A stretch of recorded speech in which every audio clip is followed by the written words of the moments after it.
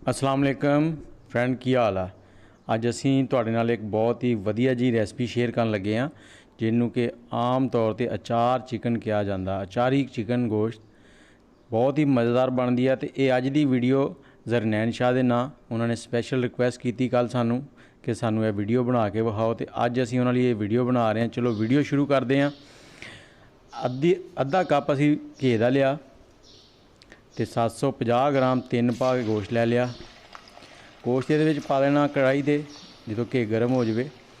तो इस कढ़ाई ते मेहनत बिल्कुल नहीं होंदी। हुण पाने ये मसाले, गोश्त नूं रंग चेंज करने की लोड़ नहीं है। सारे मसाले 1 टीस्पून आ। ये कलवंजी 1 टीस्पून, सौंफ 1 टीस्पून, अजवैन 1 टीस्पून, धनिया 1 टीस्पून, सुरख मिर्च कुटी हुई 1 टीस्पून, आमचूर 1 टीस्पून, लाल मिर्च 1 टीस्पून, तो चाट मसाला 1 टीस्पून। ये सारे मसाले विच पा देने हैं। तो हुण असीं इहदे लई लसन अदरक का पेस्ट तैयार करते हैं। इहदे लई असीं 1 इंच अदरक लिया, तो 5-6 हरियां मिर्चां, तो 7-8 लसन दीयां कलियां, इन्हां दा पेस्ट बना लेना। विच 1 चम्मच पानी का पा लिओ। लसन अदरक ते मिर्चां का पेस्ट कढ़ाई दे विच जांदा करो।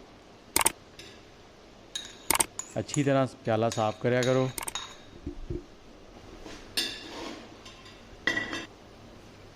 तो हुण असीं इहदे विच 1 कप टमाटर का पेस्ट, जिहड़ा कि असीं उहदा ग्राइंडर च पा के पेस्ट बना लिया। ये 3 टमाटर सीगे मीडियम साइज़ के।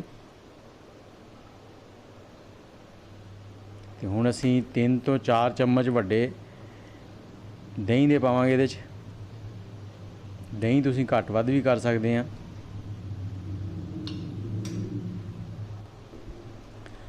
दही पाने तो बाद हुण इहनूं मिक्स करांगे। मिक्स करन तो बाद जिन्नी देर तक ये उबलण नहीं लगदी, इहदे च बॉयल नहीं आंदा, इहनूं असीं तेज़ अग ते पकाउणा।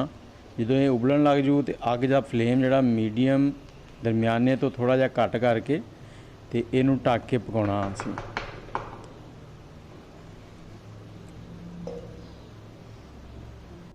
लो जी, हुण असीं इहदे लई करदे हां मिर्चां तैयार मसाले वालियां।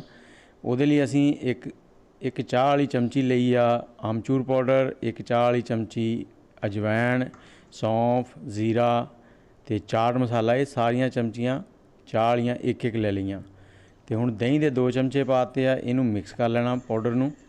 ये मसाला बन गया साडा मिर्चां लई। तो हुण मिर्च नूं लाना 1 चीरा। यह चीरा ला के तो ये विचों बी कढ़ना चाहो तो तुसीं कढ़ लो, जे बी नहीं कढ़ने तो तुहाडी मर्जी, वो फिर तिक्खी ज़्यादा हो जाएगी। तो हुण इहदे विच ये मसाला जिहड़ा ना ये असीं भर देना। 6-7 मिर्चां असीं लै लईयां, इन्हां सारियां नूं असीं भर लेना। इन्हां मिर्चां दा जिहड़ा ना स्वाद ही वखरा है। ये स्वाद दी इन्नियां हुंदियां कि रोटी तुसीं गोश्त छड्ड के ते मिर्चां नाल ही रोटी खा लैनी है। लो जी, मिर्चां हो गई तैयार। तो हुण 10 मिनट गुजर गए आ। असीं कढ़ाई नूं भी नज़र मार लईए। देखो जी, कढ़ाई पक रही है हल्की अग ते। हुण इहदे च पा दिंदे 1 चाह वाला चम्मच लूण दा, नमक। इनू मिक्स कर देना। मिक्स करके तो इनू फिर ढक के तो हल्की अग ते 10 मिनट तक फिर पकाना। 10 मिनट हो गए जी। हुण देखो जी, पानी भी खुश्क हुंदा जा रहा। तो नाले गोश्त भी चैक करते हैं कि गलिया कि नहीं। देखो जी, गोश्त तो गल गया चंगी तरह।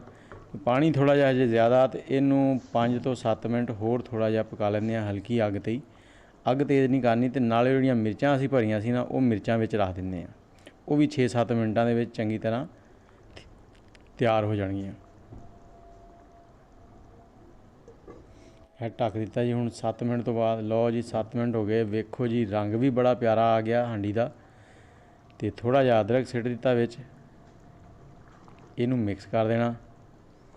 तो हुण चुल्हा कर देना बंद। तो इनू ठंडा हुंदा तो तुहानूं डिश आउट करके विखाने आ किहो जिहा। ते खुशबू माशाअल्लाह बहुत ही ज़बरदस्त आ रही है। पूरा घर महक गया जी खुशबूआं नाल। लो जी, यह वेखो तुहाडे सामने अचारी चिकन कढ़ाई ज़बरदस्त तैयार हो गई। तो साडी वीडियो नूं लाइक जरूर